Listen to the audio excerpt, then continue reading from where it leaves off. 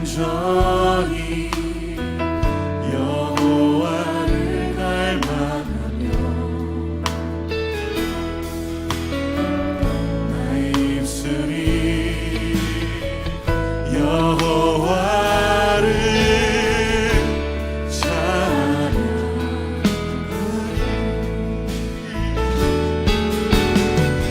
나의 영혼이 즐거이 여호와를 따르리. 나의 평생에 여호와를 송축하리. 오직 주만이 나의 반석, 나의 구원이시니.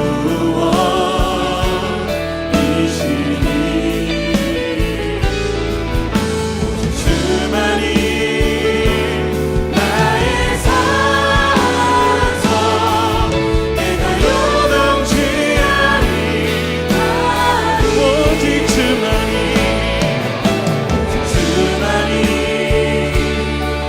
나의 반석,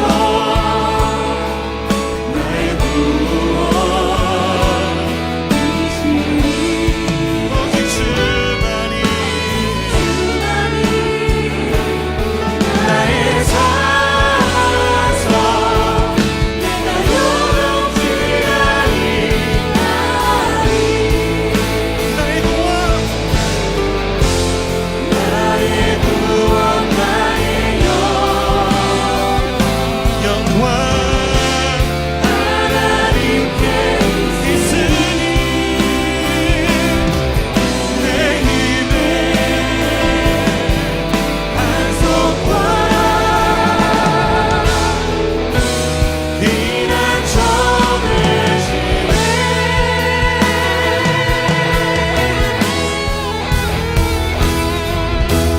주만이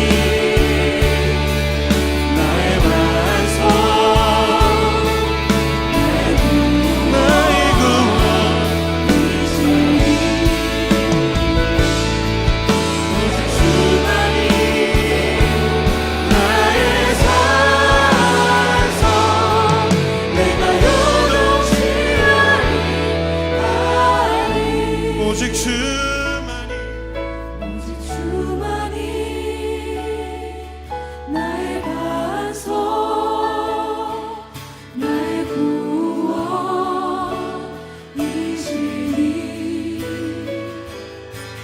오직 주만이 나의 산성, 내가 요동치 아니하리. 우리 이 시간 함께 기도합시다. 주님이 나의 산성이심을. 시편 37편. 여호와 앞에 잠잠하고 참아 기다리라. 자기 길이 형통하며 악한 꾀를 이루는 자를 인하여 불평하여 말지어다. 분을 그치고 노를 버리라. 불평하여 말라. 행하게 치우칠 뿐이라. 안녕하십니까? 김영수 목사입니다. 오늘은 설교 말씀을 선포하기 전에 먼저 인사 말씀을 드리고자 합니다. 3개월 정도 되었나요? 갑자기 교회 문을 닫을 수밖에 없는 그런 상황이 발생되어서 전혀 익숙하지도 않은 일, 이 기회를 만져가며 동영상을 띄우기 시작하면서 참 마음이 무겁고 아프기도 하고 그랬었습니다. 그런데 그동안에 저 먼 미국으로부터 오늘 한국으로부터 직접 간접으로 제 설교의 말씀에 동참하시면서 많은 격려의 말씀이 왔습니다. 그래서 용기가 되었죠. 오늘 지금 미국과 또 한국 그리고 다른 나라들에서 이 영상을 보시면서 같이 하나님의 은혜를 나누는 모든 성도들에게 인사를 드리면서 더욱더 기도하고 더욱더 말씀에 집중하면서 하나님의 말씀을 선포하겠다는 약속을 여러분들에게 다시 한번 감사와 함께 전해드립니다. 오늘은요 잠잠히 기다리십시오 라는 제목을 가지고 시편 37편 7절로 8절까지 말씀을 가지고 하나님 말씀을 전하고자 합니다. 우리들에게는 두 개의 눈이 있죠. 한 개는 바로 육체의 눈이고 또 하나는 영의 눈이다, 그렇게 말할 수 있습니다. 육체의 눈으로는 세상을 바라보고 또 영의 눈으로는 하나님을 보는 것이죠. 먼저 육체의 눈이 무엇일까요? 육체의 눈이야 우리가 다들 갖고 있는 것이니까 모르는 사람이 없겠죠. 우주는 깜깜합니다.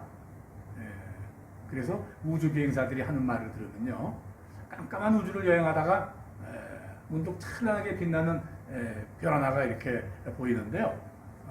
그 별을 보고 모두가 탄성을 하는데 그 별이 바로 우리가 사는 세상이다 그럽니다. 참 지구는 아름답죠.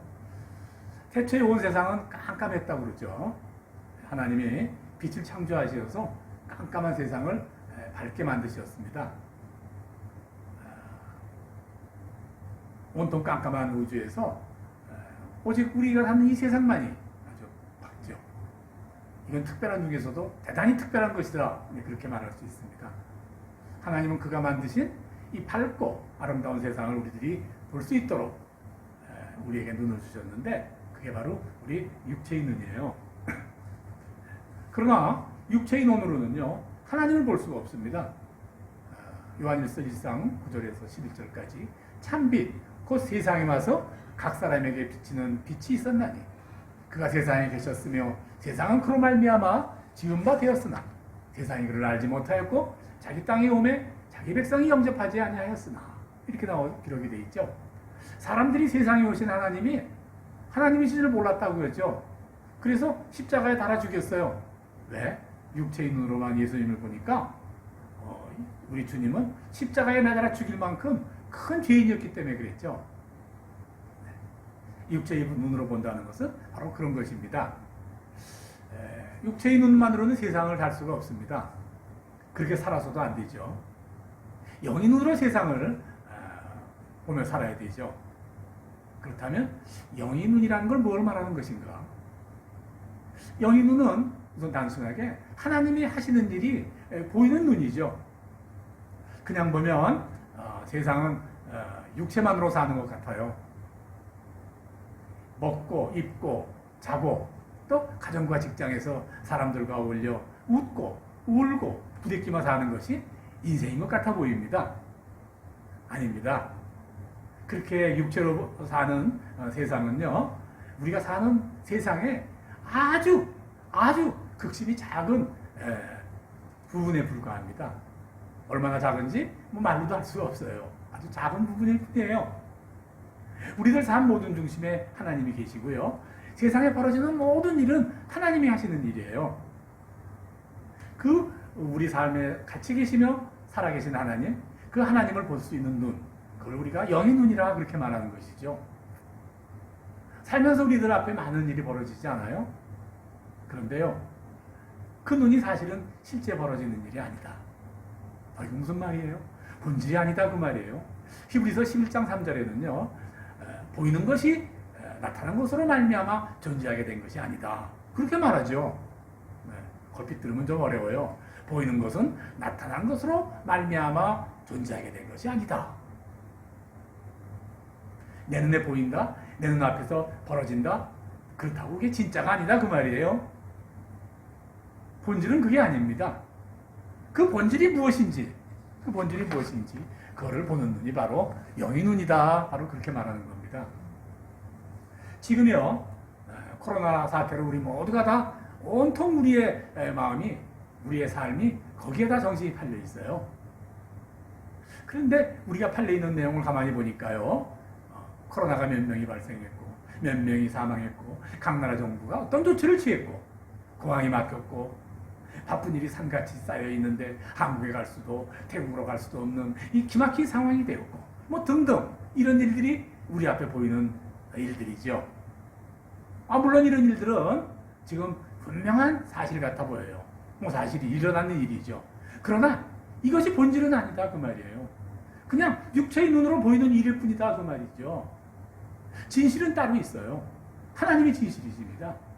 하나님은요, 우리가 코로나 이 사태로 전전긍긍 그렇게 하고 있는 동안에 코로나 사태를 통해서 다른 일을 하고 계시는 거예요. 하나님 무엇을 하고 계신가? 그 하나님이 행하시는 그 일을 볼 수 있는 일이 바로 영의 눈이다 그 말이죠. 하나님이 이렇게 강조하시죠. 로마서 12장 2절의 말씀입니다. 너희는 이 세대를 본받지 말고 오직 마음을 새롭게 함으로 변화를 받아 하나님의 선하시고 기뻐하시고 온전하신 뜻이 무엇인지를 분별하도록 하라. 뭐 어렵지 않은 말입니다. 그러나 우리가 이 세대라는 말에 주목해야 됩니다. 이 세대라는 말이죠. 바로 우리가 눈에 보이는 세상을 바로 현실로 의지하지 말라 그 말입니다. 보이는 현실이 진실이 아니니 그걸 따르지 말아라. 그걸 분별해라. 오늘 말씀이 바로 그런 말씀이죠. 여러분, 뭐 똑똑하다고 영리하다고 뭐 인생길 잘 풀리던가요? 네, 아닌 거 아시죠? 뭐 열심히 노력한다고 뭐 일이 다 잘 되는 것 아닌 것 여러분 많이 보셨죠? 영의 눈으로 하나님이 가라는 길을 갈 수 있어야 됩니다. 주님은 요한복음 12장 46절을 통해서 나는 빛으로 세상에 왔나니 물은 나를 믿는 자로 어둠에 거하지 않게 하게 함이라 라고 말씀하시죠. 어둠을 밝히는 이 빛은 영의 눈으로만 볼 수 있는 빛이에요. 이 빛을 보는 눈이 있어야 하나님의 모습이 보이고 또 그 빛을 따라가야 삶에서 벌어지는 모든 어둠의 그림자를 떨쳐버릴 수 있죠. 그래서 요한복음 또 1장 12절에서는요.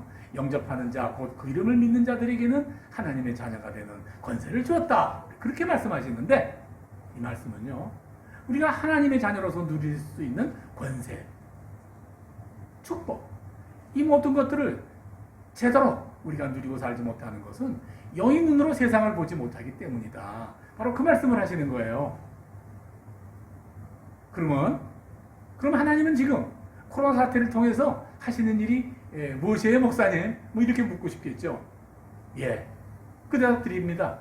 하나님은요, 지금 우리에게 믿음을 주시려는 겁니다. 믿음을 주시려는 겁니다. 아니 또 그거예요? 예, 바로 이 믿음을 주시려는 겁니까? 우리의 믿음이 어떻습니까? 욥기 23장 8절로 9절에서 이렇게 고백하죠. 그가 내 앞으로 지나시나 내가 보지 못하며 그가 내 앞에서 나아가시나 내가 깨닫지 못하느니라.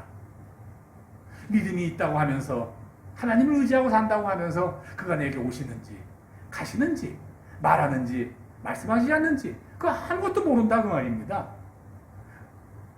그런 믿음 바꿔주려고 하신다고 말이에요. 그래서 하나님은요, 이 기간 동안에 마침내 우리 모두가 장차 이렇게 고백할 수 있기를 바라는 겁니다. 욥기 42장 6절이죠. 내가 주께 대하여 귀로 듣기만 하였더니 이제는 눈으로 주를 보옵나이다. 물론 이 눈이라는 것은 영의 눈으로 보는 거죠. 잘 기억해 하세요. 이 고백을 마지막으로 욥에게 닥친 그 극심한 고백이 다 끝났던 거 여러분 꼭 잊지 마셔야 돼요. 또 배로 주는 그 축복 이때부터 시작되었음을 여러분이 잊지 마셔야 돼요. 우리 모두가 코로나라는 사태에 직면해서 다들 어쩔 줄 몰라 하죠. 뭐 당연한 거죠. 그러나 마지막까지 항상 그래서는 안 됩니다. 그러면 아무것도 안 됩니다. 그럼 어떻게 해야 됩니까? 성경에는 이런 경우에 어떻게 해야 되는지 그 답이 잘 기록이 되어 있습니다. 그 기록된 말씀대로 따라하면 됩니다. 전혀 없는 말씀, 새로운 말씀을 하나님께서 요구하시는 게 아니에요. 오늘 그 많은 말씀 중에 우리가 두 가지 말씀만 듣고자 합니다. 출애굽기 이야기 우리 모두 다 잘 알고 있죠. 애굽을 겨우 탈출했는데 겨우 탈출한 이스라엘 백성들에게 홍해가 가로막혔습니다. 근데 뒤에서는 애굽의 백성들이 막 따라옵니다. 애굽의 군사들이 막 따라옵니다. 이제 죽게 생겼습니다. 당황하고 놀라고 어쩔 줄 몰라 합니다. 이때 하나님이 그 백성들에게 이렇게 말씀하시죠. 너희는 두려워 말고 가만히 서서 여호와께서 오늘 너희를 위하여 행하시는 구원을 보라. 너희가 오늘 본 애국 사람을 영원히 다시 보지 아니하리라. 여호와께서 너희를 위하여 싸우시리니 너희는 가만히 있을지어다. 출애굽기 14장 13절로 14절의 말씀이에요. 요점이 뭡니까? 그저 하나님이 하시는 일을 어떻게 하시는 하나님을 바라보면서 가만히 있어라 그 말입니다. 우리에게 이렇게 하라는 거예요. 또 한 가지 있어요. 여호사밧 왕 그때 모압과 암몬이 서로 이렇게 연합군이 침략을 해왔습니다. 나라가 풍전등화의 위기죠. 왜냐 그들이 강하니까. 전쟁이 벌어지면 지게 생겼으니까. 당황하고 놀라고 절망하는 백성들에게 하나님이 또 이렇게 말씀하시죠. 역대하 20장 17에 기록된 말씀을 여러분에게 전합니다. 이 전쟁은 너희가 싸울 것이 없나니 대열을 이루어 서서 너희와 함께한 여호와가 구원하는 것을 보라. 마찬가지 이야기예요. 하나님이 하시는 걸 보라 그 말입니다. 이걸 볼 수 있는 눈이 바로 영의 눈이라고 그러는 거죠. 그럼 코로나라는 고통스러운 사태를 겪고 있는 우리는 지금 어떻게 해야 됩니까? 예, 뭐 다 들으셨죠. 하나님이 지금 무엇을 하시려나? 어떻게 하시나? 유심히, 아주 유심히 바라보라. 그렇게 하면 됩니다. 그런데요, 제가 보니까요, 이번에 하나님 말씀대로 그렇게 하는 성도들이 그리 많아 보이지 않아요. 제가 보기엔 모두 한결같이 우왕좌왕 갈팡질팡하는 것 같아요. 이번 코로나 사태로 다 뽀록이 났어요. 무슨 뽀록인지. 편하고 모든 것이 잘 풀릴 때는요, 그 사람의 믿음이 어떤지 잘 모르죠. 공경에 처하게 되면 압니다. 제가 이번 상황을 보면서 순교의 때가 오면 사람들은 어떨까? 제가 궁금했어요. 우리가 영의 눈으로 세상을 바라본다면 고난의 때, 위기의 때 하나님의 일하심을 잠잠히 바라봐야 합니다. 예. 이것이야말로 참 인내요, 참 소망이요, 참 믿음입니다. 오늘 본문이 바로 여기에 근거해서 전해드리는 겁니다. 한번 제가 이렇게 했습니다. 시편 37편 7절로 8절입니다. 여호와 앞에 잠잠하고 참아 기다리라. 자기 일이 형통하며 악한 꾀를 이루는 자를 인하여 불평하며 말지어다. 분을 그치고 노를 버리라. 불평하여 말라. 행하게 치우칠 뿐이라. 오늘 본문으로 택한 이 말씀은요, 링컨 대통령이 가장 좋아했던 그런 말씀입니다. 그래요. 참 어렵게 대통령직 유지했잖아요. 네. 아주 어려운 가정에서 태어나서 그 부유한 사람들 틈에 끼어서 애를 많이 쓰였다고 그러죠. 박물관에 그 성경이 보관되어 있고요. 그 보관된 성경에 이 구절이 바로 펼쳐져 있는데 이 페이지가 눈물자국으로 얼룩져 있더라 하는 말씀을 제가 어떻게 들었습니다. 그렇죠. 잠잠히 참는 데는 눈물이 따르겠죠.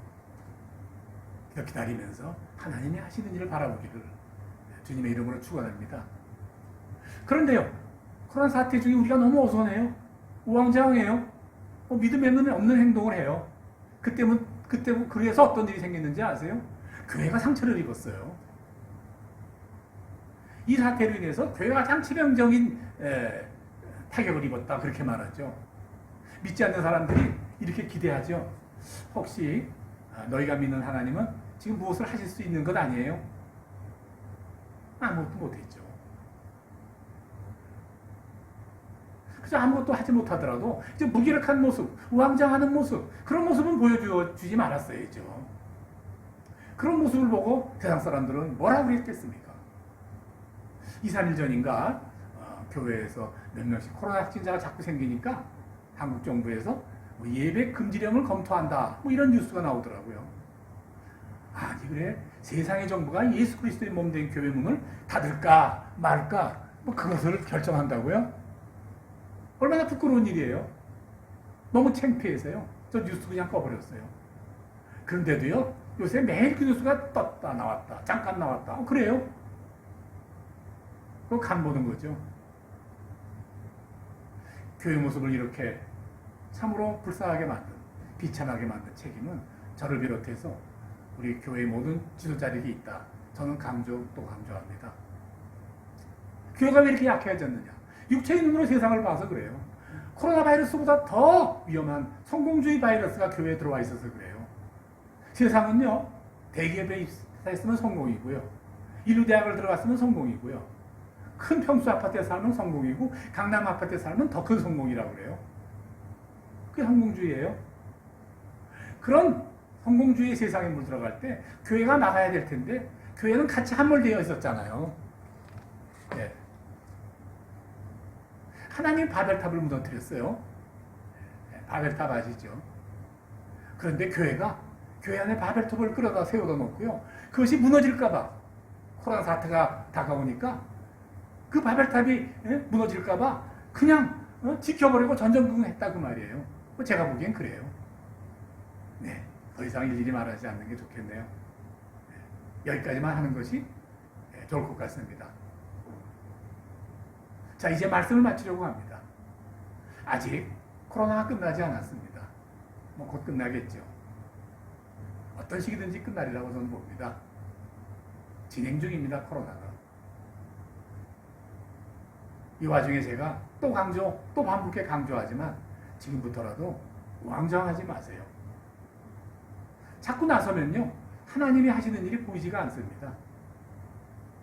국경이 막히든 풀리든 관광객들이 들어오든 들어올 일이 아득하든 말든 잠잠히 참아 기다리며 하나님이 어떻게 하시나, 하나님이 하시는 일을 바라보도록 한번 애써 보시기 바랍니다. 그저 그 일에만 한번 집중해 보시기 바랍니다. 그러면요, 하나님이 보여주실 것입니다. 영의 눈이 뜨이게 될 것입니다. 그래서요, 마침내 모든 것이 다시 원래대로 돌아왔을 때 우리들이 마침내 이 고백을 하나님 앞에서 할 수 있게 될 것을 주의 이름으로 축원드립니다. 내가 죽게 대하여 귀로 듣기만 하였사오니 이제는 눈으로 주를 배웠나이다. 그런 영의 눈이 열린 성도들이 다 되기를 바랍니다. 모두 코로나를 잘 극복하시고 이 기간 중에 나를 위하여 일하시는 하나님을 보시기 바랍니다. 기도하겠습니다. 하나님 아버지,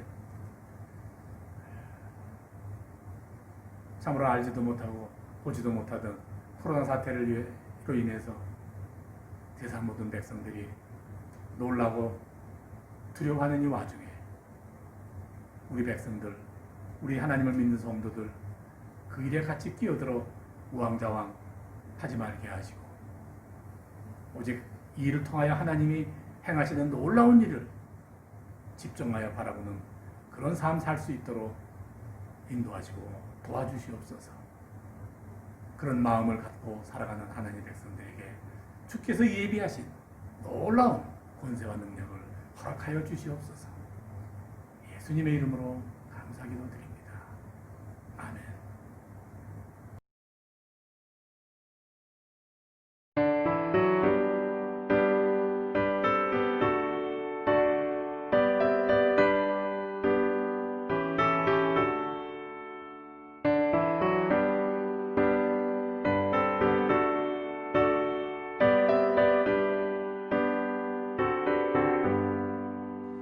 세상을 넘어 한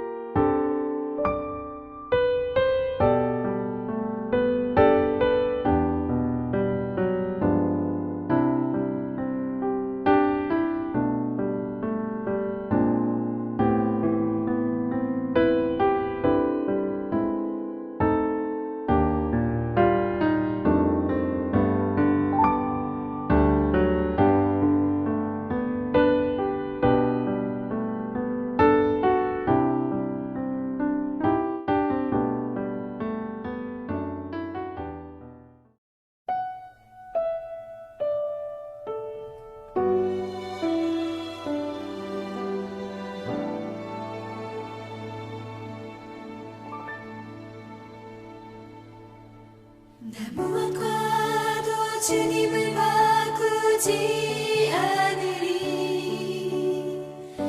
다른 어떤 은혜 구하지 않으리.